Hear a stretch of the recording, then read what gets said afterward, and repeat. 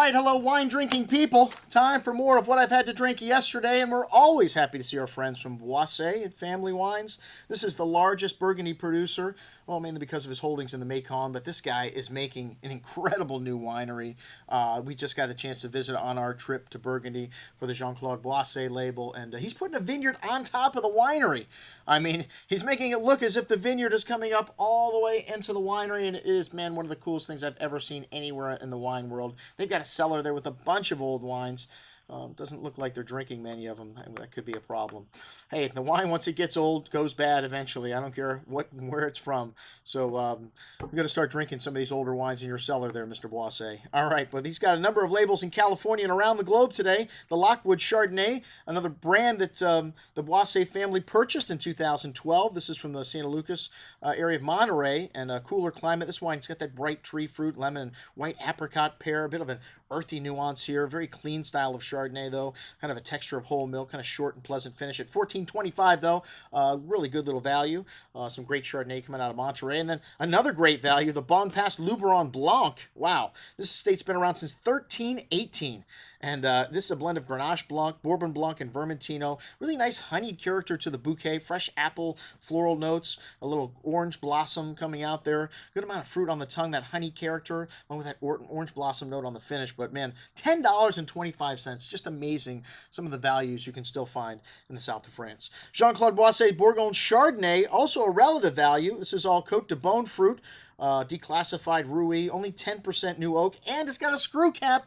We love the screw cap in everyday wines, not a better enclosure. This 2011 vintage, already very showy for Burgundy for its whites. Fresh apple, lemon drop candy fruit, hints of chalky minerally notes, really bright and refreshing style of Chardonnay, tongue-tingly minerality on the finish. Very good juice at $20.25.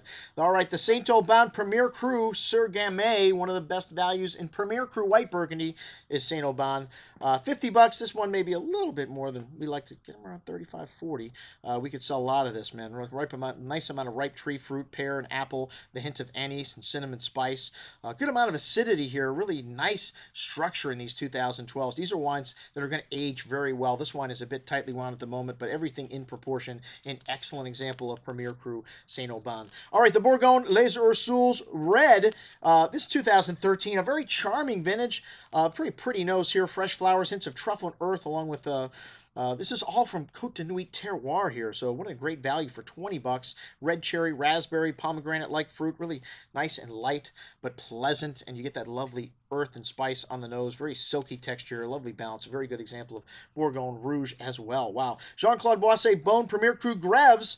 Really nice gravelly, minerally note coming out of the Beaune Grèves here, and a nice mix of spices, a little mints, that red raspberry, that raspberry fruit, really pretty bouquet, and a firm hand of tannins here. These 2012s are really well built. The reds are going to need some time, but excellent juice at $60. Chambolle Musigny, one of my favorite village wines, the Les Charmes Premier Cru 2010. Whew, $168.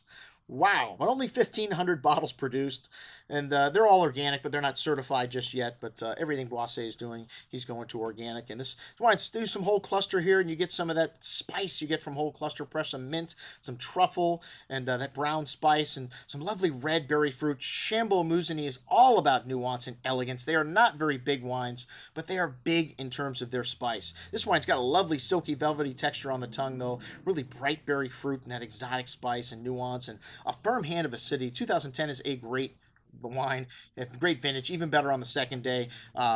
Maybe not overpriced at $168. Most excellent juice. All right, then down to Brouilly. I don't know why don't we show the Brouilly first? Then we just had it in the bag after the Chambolle Musigny. To me, it's a letdown once you go from a great Premier Cru to a Cru Beaujolais. Anyways, this estate was under the auspices of the Mommsen family. It's a very famous property in one of the Cru areas of Beaujolais. Nice amount of juicy black cherry liqueur-like fruit. Really ripe, these 2013 Beaujolais. That lovely floral and granite rock-like mineral notes. Nice amount of juicy fruit on the tongue. A little bit of a bubblegum kind of quality to it, but pretty serious Beaujolais at $20.75. If you can say that about Beaujolais, serious.